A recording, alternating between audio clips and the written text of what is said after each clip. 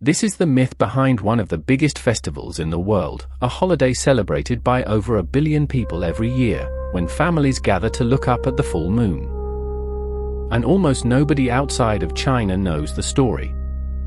It's about a hero who saved humanity by shooting 9 suns out of the sky, the reward that destroyed his happiness, and the wife he lost to the moon forever.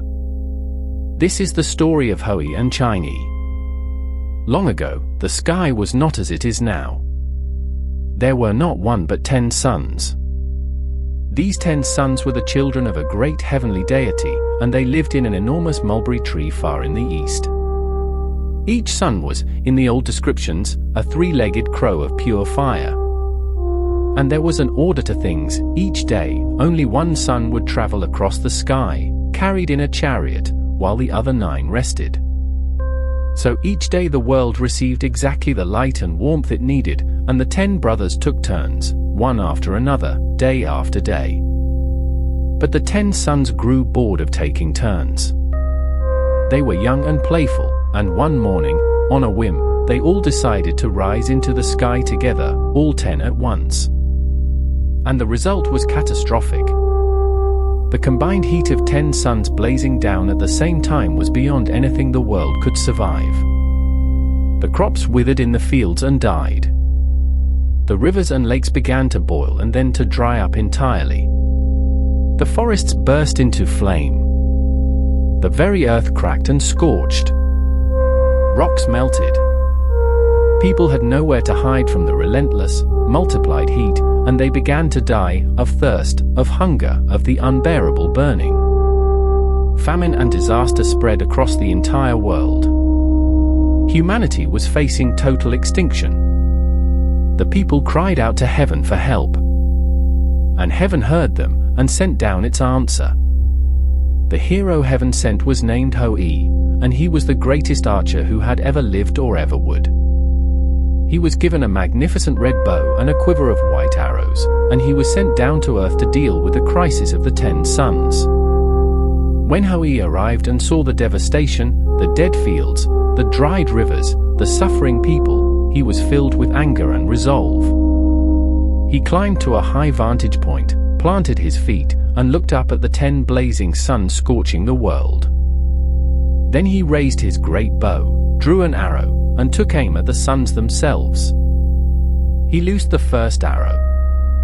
It streaked up into the sky and struck one of the suns dead on, and the sun exploded in a burst of fire and light, and a great 3-legged crow came tumbling down out of the sky, dead. With 1 sun gone, the heat lessened, just slightly. So Houyi drew again. And again. One by one, with perfect, impossible aim, he shot the suns out of the sky, each arrow finding its mark, each sun bursting and falling to earth as a dead fire crow. With each one that fell, the world cooled a little more, the unbearable heat receding. He shot the second, the third, the fourth, all the way down. He had shot down 9 of the 10 suns. And he reached back, drew his bow, and took aim at the 10th and final sun, ready to finish what he started. But the people below cried out to him to stop. Because if he shot down the very last sun, the world would be plunged into total darkness and freezing cold, and that would kill everything too. The world needed 1 sun, just 1, to live. Houyi understood. He lowered his bow and let the 10th sun remain. And that one surviving sun is the sun that still crosses our sky today. Houyi had saved the world. He was celebrated as the greatest hero of the age, beloved by all of humanity. Houyi had a wife, and her name was Chang'e. She was beautiful and gentle, and the 2 of them loved each other deeply. After Houyi's heroic feat, he was rewarded.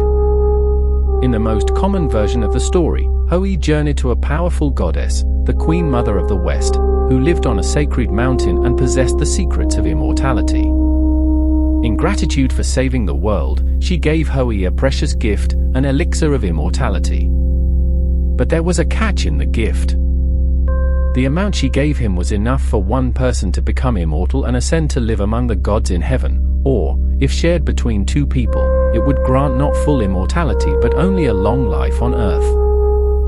Houyi faced a choice. He could take the whole elixir himself and become an immortal god, but that would mean leaving Chang'e behind, alone and mortal. He didn't want immortality if it meant living forever without his wife. So Houyi decided not to drink it at all, at least not yet. He brought the elixir home and entrusted it to Chang'e, asking her to hide it and keep it safe, so they could decide together what to do, perhaps one day share it and live a long life together on Earth. Chang'e took the precious elixir and hid it away in their home. And that decision, to keep the elixir of immortality in the house, set the tragedy in motion. The most famous version of what happened next is this. One day, Houyi went out, in some tellings, hunting, in others, away on some errand. And while he was gone, one of Houyi's own apprentices, a treacherous, greedy man, broke into the house. He knew about the elixir of immortality, and he wanted its power for himself. He confronted Chang'e and demanded that she hand it over. Chang'e was alone, and she could not fight him off. But she also could not bear to let this wicked man gain the power of immortality and use it for evil. So, in a moment of desperation and quick decision, Chang'e did the only thing she could think of. She took out the elixir, and rather than surrender it, she swallowed it herself, all of it. The effect was immediate. The full dose of the elixir, meant to make a single person an immortal who ascends to heaven, took hold of her completely.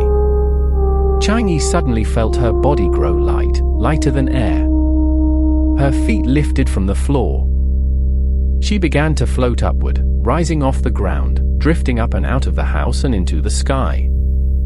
She rose higher and higher, away from the earth, away from her home, away from everything she knew. She was becoming immortal, but it was carrying her away from the man she loved. And as she ascended toward heaven, Chang'e made a choice about where to go. Rather than continue all the way up to the heavenly palaces of the gods, where she would be a stranger, far from Houyi, she chose to stop at the nearest place to Earth, the closest she could remain to her husband, the moon. And so Chang'e came to rest on the moon, and there she stayed, an immortal goddess, but utterly alone, with only a single companion the legends gave her, a jade rabbit, who endlessly pounds herbs with a mortar and pestle. When Houyi returned home and found his wife gone, and then looked up into the night sky, he saw her, a lonely figure on the surface of the full moon, glowing, impossibly far away, but unmistakably his Chang'e. He was heartbroken. He could not follow her. He could not reach her. The distance between the earth and the moon was now the distance between them, forever. Houyi was devastated by the loss of his wife to the moon. But his love for her did not fade. According to the legend, in his grief, Houyi set up a table in his garden under the open night sky. On it, he laid out Chang'e's favorite fruits and cakes and foods, a offering, a gesture of love sent up toward the moon where she now lived, a way of telling her that he remembered her, that he still loved her, that he had not forgotten. He gazed up at the moon and at the distant figure of his wife, sharing a meal with her across an impossible distance. And when the ordinary people heard this story, the hero who saved them all, now separated forever from the wife he loved, making offerings to her on the moon, they were deeply moved. They began to do the same. On the night when the moon was at its fullest and brightest and roundest, in the middle of autumn, people began setting out offerings to Chang'e, gazing at the full moon, and remembering the story of love and separation. And this grew, over the centuries, into one of the most important festivals in all of Chinese culture, the Mid-Autumn Festival, celebrated to this day by well over 1 billion people around the world. On that night, families gather together. They eat round mooncakes, whose shape echoes the full moon. They light lanterns. And above all, they look up at the full moon, the same moon where Chang'e is said to still live, and they think of reunion, of family, of the loved ones who are far away. Because that is the deepest meaning the story carries. The full moon is round and complete, a symbol of reunion and family togetherness, and yet Chang'e sits on that very symbol of togetherness, separated from the one she loves. The festival holds both feelings at once, the joy of being with family, and the ache of those who are apart. Anyone who has ever been far from someone they love can look up at the same moon they are looking at, and feel connected across the distance, exactly as Houyi and Chang'e do, every single night. A myth about saving the world became, in the end, the most human story of all, about love, loss, and the longing to be reunited with the people we can't be with. So the next time you see a bright full moon, you'll know the story a billion people remember when they look at it, a hero who shot 9 suns from the sky to save us all, and the wife he loved and lost to that very moon, where she still gazes back at the earth, and at him, across a distance that love can reach across even when bodies can't. It's one of the most beautiful myths in the world, and now you know it. If you want to journey into the Chinese underworld next, and see what they believed happens to your soul after death, subscribe.